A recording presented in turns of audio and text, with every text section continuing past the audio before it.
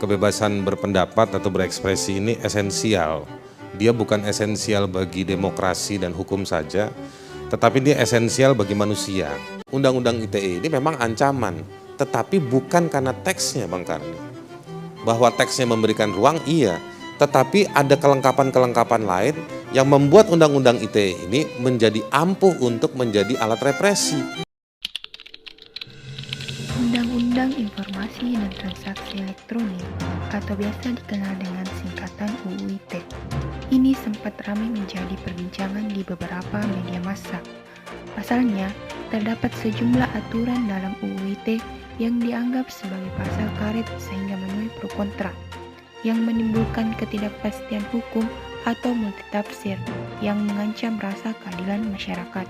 Menurut Direktur Eksekutif Southeast Asia Freedom of Expression Network, Damar Juniarto, terdapat sejumlah pasal dalam UU ITE yang hingga kini masih mendapat sorotan publik karena dianggap telah membatasi kebebasan berpendapat dan adanya duplikasi hukum.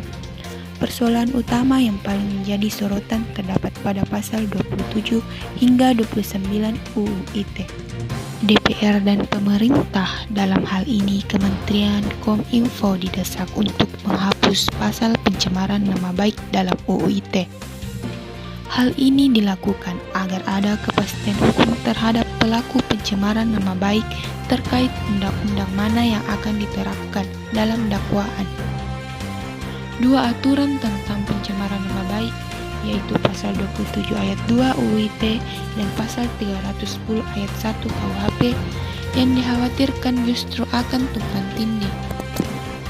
Sama halnya dengan pasal 27 ayat 3 yang menyebut tentang melarang setiap orang dengan sengaja dan tanpa hak mendistribusikan, mentransmisikan, atau membuat dapat diaksesnya informasi elektronik, dokumen elektronik yang memiliki muatan penghinaan atau pencemaran nama baik.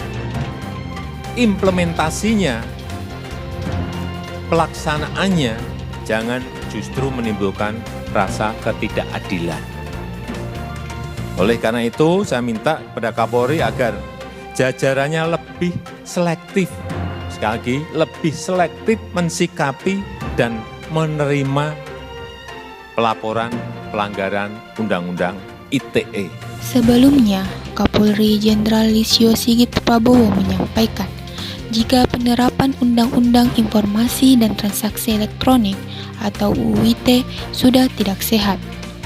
Hal itu menyusul banyaknya kasus saling lapor dengan menggunakan undang-undang tersebut.